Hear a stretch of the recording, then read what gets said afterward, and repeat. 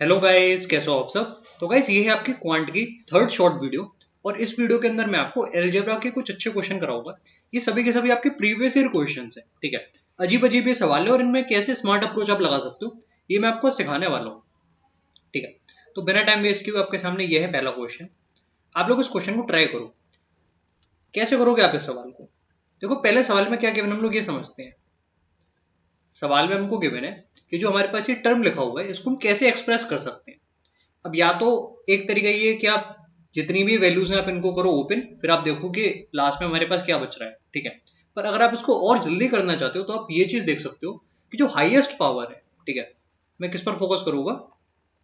Highest power पर। यहां पर मुझे बताओ कि हाईएस्ट पावर क्या है। आपको दिख रहा है कि -y⁴, यानी कि सब कुछ कटने पिटने के बाद लास्ट में -y⁴ आना चाहिए, ठीक है। अब आप मुझे ये बताओ कि अगर मैं इस ऑप्शन को देखूं तो क्या यहां से मेरे पास कभी भी माइनस का y⁴ आ सकता है? अगर मैं x माइनस y⁴ को ओपन करूंगा ना, तो मेरे पास अल्टीमेटली y की +4 आने वाली है, ठीक है। ये बात आपको क्लियर हुई कि ऐसा क्यों होगा? क्योंकि जब मैं इसका एक बार स्क्वायर करूंगा तो मेरे पास आ जाएगा प्लस, फिर से स्क्वायर करूंगा तो भी मेरे पास प्लस ही आएगा। जैसे आपके पास x माइनस वाई स्क्वायर लिखा होता है तो क्या आता है, x square plus y square आता है +2xy, ठीक है। तो वहां पर प्लस का टर्म ऑटोमेटिक आ जाता है अगर आपके पास इवन पावर है तो इसमें कभी भी -y⁴ नहीं आने वाला। इसको मैंने हटा दिया। अब आप इसको देखो, यहां पर भी आपके पास क्या आएगा? प्लस ही आएगा, ठीक है। तो आप इसको भी हटा सकते हो और अल्टीमेटली इसमें जो प्लस आएगा वो तो इससे कैंसिल भी होगा। y⁴ जो आपके पास यहाँ प्लस का है और यहाँ पर माइनस का, वो आपस में कट जाएगा। ये टर्म आपको मिल ही नहीं सकता, ठीक है। फिर आप क्या करोगे? अब आप इसको देखो, इसमें क्या प्रॉब्लम है? इसमें तो ऑटोमेटिक आपको दिख रहा है कि +y⁴ होने वाला है, ठीक है। तो इसको भी हटाओ। आपके पास एक ऑप्शन बचा और ये एकदम ठीक भी है। इसमें देखो सब कुछ सही इसीलिए है क्योंकि इसमें एक x⁴ आपको यहाँ मिलेगी प्लस साइन के साथ, माइनस साइन के साथ। एक आपके पास ये, तो वो कैंसिल होंगे, ठीक है। ये आपका x⁴ दोनों तरफ से कैंसिल होगा, ठीक है। और जो यहाँ पर आपके पास आएगा y⁴, उसका साइन प्लस हुआ और यहाँ पर आपके पास माइनस है, तो -y⁴ आपको यहाँ मिला। बाकी टर्म क्या है आपको देखना भी नहीं है, ठीक है। तो हाईएस्ट पावर पे आप पहले देखा करो कि वो कैसे आ सकती है, अगर इस तरह का क्वेश्चन फ्यूचर में आता है तो, ठीक है। आगे बढ़ते हैं। ये आपका करेक्ट आंसर है। अगला क्वेश्चन ये है आपके सामने। करो इस सवाल को, काफी अच्छा क्वेश्चन है, सीपीओ में आया हुआ क्वेश्चन है, ठीक है। एसएससी सीपीओ में सवाल पूछा गया है। देखो, बेसिकली हो क्या रहा है कि आपको इनको मल्टीप्लाई करना है और जो कोफिशिएंट्स है उनको इनसे कंपेयर कराना है, ठीक है। फिर आपको ये वैल्यू निकालनी है ए बी सी डी जो कुछ भी है, ठीक है। तो आप पहले मुझे बताओ कि एक्स स्क्वायर का कोफिशिएंट क्या है। आपने बोला ए है, तो एक्स स्क्वायर कब बनेगा? जब एक्स एक्स से मल्टीप्लाई होगा, यानी कि जब ये टर्म आपका इससे मल्टीप्लाई होगा तो आपको मिलेगा एक्स स्क्वायर। अब आपको दिख रहा है कि दो और दो यानी कि चार, इसके अलावा तो एक्स स्क्वायर कहीं से आ नहीं सकता, ठीक है। यानी कि एक बात तो क्लियर हो गई यार कि ए की वैल्यू 4 है, ठीक है। आपको बस एग्जाम के अंदर यही चीज लिखनी है, आपको ये टर्म दोबारा नहीं लिखने। अगर आप इनको लिखने के मल्टीप्लाई करने बैठे तो बहुत समय लगेगा। आप बस माइंड में सोचो, ठीक है। अब आप मुझे बताओ कि वाई स्क्वायर कब आएगा? जब आप इस 3y को इस वाले 3y से मल्टीप्लाई करोगे तो 3 इंटू 3 आपके पास 9 हो गया, यानी कि जो b है वो 9 हो सकता है, ठीक है। आगे बढ़ो। अब एक्स वाई, यहाँ थोड़ा सोचना पड़ेगा। एक्स वाई कब आएगा? जब मैं इस 2x को इस 3y से मल्टीप्लाई करूं तो मेरे पास आएगा एक्स वाई, यानी कि +6 कोफिशिएंट है। और जब मैं इस 3y को इस वाले 2x से मल्टीप्लाई करूंगा तो भी मेरे पास आएगा एक्स वाई, यानी कि यहाँ पर +6 और ये भी +6, तो 12। ये आपकी वैल्यू किसकी हुई? ये वैल्यू आपकी होगी h की। अब क्योंकि वहां पर आपके पास लिखा होता है 2hxy, तो ये 2h की वैल्यू है 12, ठीक है। यानी कि जो h है उसकी वैल्यू आपकी होगी 6। यहां पर आपको गलती नहीं करनी है, ठीक है। अब आगे बढ़ो। आपके आगे आपके पास गिवन है gx। अब देखो ये टर्म कब आएगा? जब आप इस 2x को इस ओपन टर्म यानी कि -5 से मल्टीप्लाई करोगे तब आपको ये मिलेगा, ठीक है। ये बात आपको क्लियर हुई? एक तरीका और है, जब आप इस वाले 4 को इस वाले 2 से मल्टीप्लाई करोगे तब भी आपको x का ही टर्म मिलेगा, ठीक है। तो एक तरफ तो आपको मिल रहा था 2 इंटू -5 यानी कि -10x, तो एक तरफ आपको मिला -10, ठीक है। और यहां पर जब आपने इस वाले खुले हुए 4 को इस 2 से मल्टीप्लाई करा तब आपको मिला +8, यानी कि आपके पास -2 आ रहा है। तो जो आपके पास 2gx है ना, ये आपके पास 2g की वैल्यू है, -2। तो g की वैल्यू कितनी हुई? g की वैल्यू आपके पास आ गई -a। ये स्टेप आपको समझ में आया? सेम चीज आपको करनी पड़ेगी 2fy के लिए, ठीक है। यहाँ पर देखो, ये जो 3y है इसको जब मैं इस -5 से मल्टीप्लाई करूँ तो मुझे मिला -15, ठीक है। और जब मैं इस वाले 4 को इस वाले 3y से मल्टीप्लाई करूंगा तो मुझे क्या मिलेगा? +12। ये वैल्यू किसकी आ रही है? ये वैल्यू आपकी है 2f की। तो f की क्या वैल्यू हुई? एफ की वैल्यू आपके पास हुई, ये 2f की वैल्यू थी, एफ की वैल्यू आपके पास आ गई -3/2। ठीक है, अब सी की क्या वैल्यू होगी, कांस्टेंट टर्म, यानी कि जो जिस टर्म में कोई वेरिएबल ही नहीं है, वो टर्म कौन सा होगा। ऑब्वियस सी बात है, जब मैं इस वाले 4 को इस वाले -5 से मल्टीप्लाई करूंगा तो जो सी आपका है ना वो कितना आ गया, -20। तो ये सारी वैल्यूज आपने निकाल ली। अब आपको क्वेश्चन सॉल्व करना पड़ेगा। g प्लस एफ माइनस सी, कहाँ गया g, g था आपका -1, तो -1 प्लस एफ, एफ कहाँ पर है, एफ है आपका ये -3/2, और फिर आपके पास माइनस सी। अब माइनस -20 यानी कि प्लस का 20 हुआ, डिवाइडेड बाय यहां पर क्या आएगा, ए बी एच, ए की वैल्यू थी 4, बी की वैल्यू 9, तो 4 इंटू 9 इंटू एच, एच आपके पास कितना था, एच मैंने निकाला था 6, ये रहा। ये चीज सिंप्लीफाई करके देख लेते हैं कि क्या हमारा आंसर इससे आ रहा है।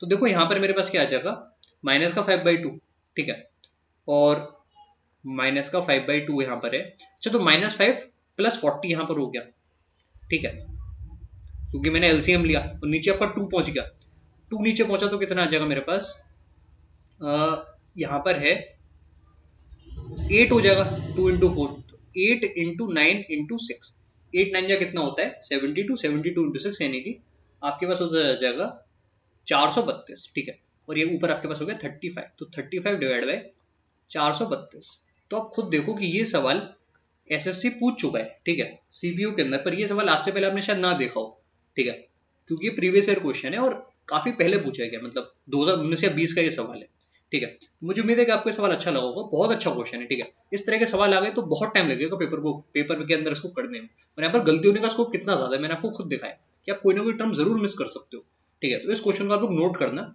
ऐसे सवाल फ्यूचर में जरूर आएंगे, ठीक है। इस सवाल को आप लोग देखो, बहुत ही आसान सवाल है, एकदम कुछ नहीं है सवाल में, तो सब लोग कर दोगे जितने भी लोग वीडियो देख रहे हो। देखो मैक्सिमम वैल्यू आपको इस टर्म की तब मिलेगी जब ये सारी वैल्यूज आपस में बराबर होंगी, ठीक है, यानी कि सभी वैल्यूज आपको आपस में बराबर करनी है। तो अल्टीमेट सी बात यही है यार कि ए बी सी डी सब आपको आपस में बराबर करने हैं, तो यानी कि हर किसी की वैल्यू 1/2 हो गई, तभी तो समीशन आपका 2 आएगा। तो इसमें अगर आप 1/2 डालो तो ये हो गया 3/2, और ये आपका लिखा हुआ है 4 बार इंटू 3/2, तो आंसर आपका आ गया 81 डिवाइड बाय 16, करेक्ट आंसर। आगे बढ़ते हैं, इस सवाल को देखो, ये क्वेश्चन मुझे अच्छा लगा। देखो कभी कभी क्या होता है ना कि हमको फॉर्मूला नहीं पता होता, जैसे ये सवाल मेरे पास आया, इसका कोई फॉर्मूला है कि नहीं है मुझे नहीं पता, और एग्जाम में मैं बैठा हूं मुझे नहीं पता कि इसमें फॉर्मूला क्या लगना है, तो अब मैं सवाल को कैसे करूंगा। तो पहले तो सबसे पहले मैं ये देखूंगा कि यहाँ पर कितनी इक्वेशन और कितने वेरिएबल है, ठीक है। तो आपको दिख रहा है कि 3 इक्वेशन है और 4 वेरिएबल है ए बी एक्स वाई। तो मैं क्या करूंगा, मैं एक वेरिएबल को अपने साइड से कुछ भी मान सकता हूँ। अब कुछ भी मान सकते हैं तो सबसे आसान यही रहेगा ना कि हम एक वेरिएबल को 0 मान लें। तो यहाँ पर आपको स्क्वायर दिख रहा है, यहाँ पर 25 है, तो मैं बी को 0 मानता हूँ। बी को 0 मानने से फायदा ये होगा कि मैं ए को 5 ले सकता हूँ बिना किसी डाउट के, ए को मैं 5 ले सकता हूँ, ठीक है। अब ए 5 है, बी 0 है। दूसरी equation x square plus y square, कभी हमको कोई आइडिया नहीं है, पर तीसरी इक्वेशन देखो, इसमें बी का टर्म 0 है, यानी कि जो ए एक्स है वो आपका 8 है, ठीक है। तो यहां से मैं कह सकता हूँ कि ए की क्या वैल्यू हुई, सॉरी एक्स की क्या वैल्यू हुई, एक्स की वैल्यू आपकी होगी 8/5। अब यहां से मैं वाई की वैल्यू निकाल सकता हूँ, ठीक कह रहा हूँ, तो वाई की क्या वैल्यू होगी। अब इस इक्वेशन को देखो, x square plus y square 17, तो आप कह सकते हो कि जो वाई स्क्वायर है वो कितना है 17 माइनस इसका स्क्वायर एक्स का 64/25, और ये वैल्यू सिंप्लीफाई करने पर कितनी आ रही है, ये आपका हो गया 361, यहाँ पर डिवाइड में 25, तो वाई आपका कितना आया, वाई आपका आया 19/5। अब मुझे क्या निकालना था, मुझे निकालना था ए वाई माइनस बी एक्स। अब आपको पता है बी तो 0 था, तो ये जो टर्म है ये तो कैंसिल हुआ, तो आपको केवल ए वाई निकालना है, बस क्वेश्चन हो गया। ए वाई आपका कितना आ जाएगा, ए की वैल्यू थी 5, तो 5 इंटू 19/5, डिनोमिनेटर का 5 आपका कट गया, आंसर आपका आ गया 19, ये करेक्ट आंसर है। तो मुझे उम्मीद है कि ये क्वेश्चन भी आपको अच्छा लगा होगा। वैल्यू पुटिंग से कैसे करना है ये मैंने आपको समझा दिया, ठीक है। अब इस सवाल को देखो, ये आपका मेंस में आया हुआ सवाल है, इस तरह का सवाल आएगा तो कैसे करोगे एग्जाम के अंदर। देखो ऐसे क्वेश्चन इसलिए डाले जाते हैं ताकि आप एग्जाम में इन सवाल को देख के डर जाओ, ठीक है, आप सोचो कि ये तो नहीं हो पाएगा, या फिर आप इनको करने बैठो तो आपका समय बहुत इसमें खोटी हो जाए, ठीक है। पर फिर भी इन सवालों से कैसे डील करना है इनको आना चाहिए, और ये मैं आपको सिखाऊंगा। देखो कैसे करेंगे सवाल, जैसे सबसे पहली चीज तो ये कि जो वैल्यूज यहाँ पर है उसमें हम ज्यादा कुछ अपनी तरफ से कुछ नहीं कर सकते, ठीक है, जो हो रहा है सो हो रहा है। जैसे यहाँ पर आपको दिख रहा है कि 27 ये क्यूब होता है, पर यहाँ पर पावर 6 दे दी उन्होंने रूट में, ठीक है। पर ये तो आपको पता है कि ये आपका 3 का क्यूब है, यानी कि x को मैं कैसे लिख सकता हूँ, मैं x दोबारा लिख के आपको दिखाता हूँ। x को मैं लिख सकता हूँ, ये आपका था 3 का क्यूब, ठीक है। तो आपकी पावर 3 की मिलेगी आपको 1/2, यानी कि √3 ये है, ऐसे मैं समझ सकता हूँ। माइनस, अब यहाँ बताओ क्या आएगा, 24 3 27, 27 का मैं रूट ले रहा हूँ, तो 9 मैंने बाहर लिया, तो आपके पास आ गया 3√3, ठीक है। और डिवाइड में क्या आएगा, डिवाइड में 4 का रूट तो 2 होता है, ठीक है। तो आपने देखा कि वैल्यू काफी सिंप्लीफाई हो गई। यहाँ पर 3√3 है, यहाँ पर क्या है मेरे पास 3√3, डिवाइड में क्या है मेरे पास 2, ठीक है। अब आप देखो x की वैल्यू क्या आ गई, x की वैल्यू आपके पास आ गई, एलसीएम अगर मैं लूंगा तो आपके पास क्या आया 2√3 माइनस 3√3, यानी कि -√3 डिवाइड बाई 2। अब यही वैल्यू अगर वो डायरेक्ट दे देते तो आप तुरंत कर देते, पर उनको आपको थोड़ी सी मेहनत करवानी थी, ठीक है, थोड़ी सी मेहनत बस आपको करनी थी, तो आपके पास ये वैल्यू आ जाती, ठीक है। अब y को देखो, y भी थोड़ा अजीब सा लग रहा है, पर ये भी हो जाएगा आराम से। क्या वैल्यू आएगी y की, मैं आपको दिखाता हूँ। देखो y में आपको देखा √45, अब आपको पता है 9 × 5 45, सिंपल सी बात, ठीक है। तो 9 यानी कि 3, मैंने इसको लिखा 3√5, y की वैल्यू मैं ठीक से लिखता हूँ 3√5। आगे 605, 605 को मैं कह सकता हूँ 55 × 11, ठीक है। 55 × 11 मैंने कोई गलती तो नहीं कर दी, 605 को हम कैसे ब्रेक कर सकते हैं, 55 × 11। अब 55 में भी 11 है, यानी कि 121 × 5, ऐसे ठीक रहेगा। 121 में से मैंने 11 ले लिया, यानी कि प्लस का 11√5, ठीक है।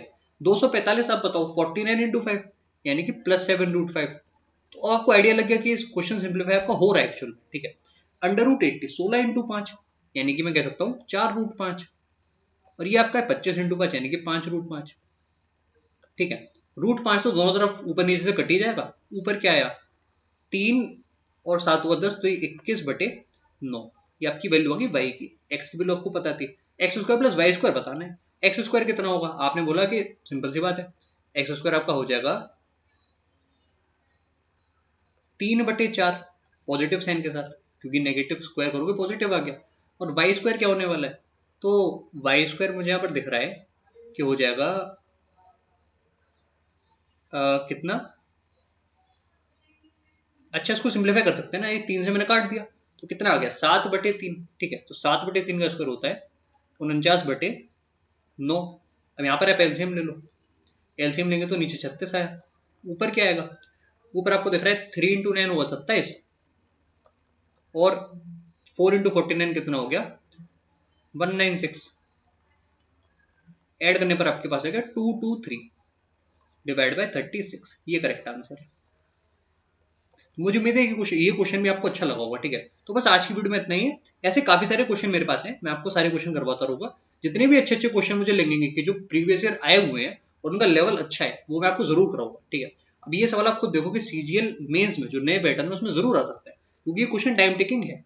इसमें हो सकता है कि ये चीज आपको जल्दी ना समझ में आए कि आप इसको आसानी से कर सकते हो, ठीक है। आप उसमें हो सकता है कि आप इसमें यहाँ पर कुछ फॉर्मूला लगाने बैठ जाओ कि x + y का होल स्क्वायर कर दें, ठीक है, तो वो सब गड़बड़ हो जाएगा, ठीक है। तो बस इतना ही इस वीडियो में, bye bye and take care. आप लोग इस सेशन को फॉलो करते रहिए, चैनल को प्लीज सब्सक्राइब कर देना और मजे करते रहो।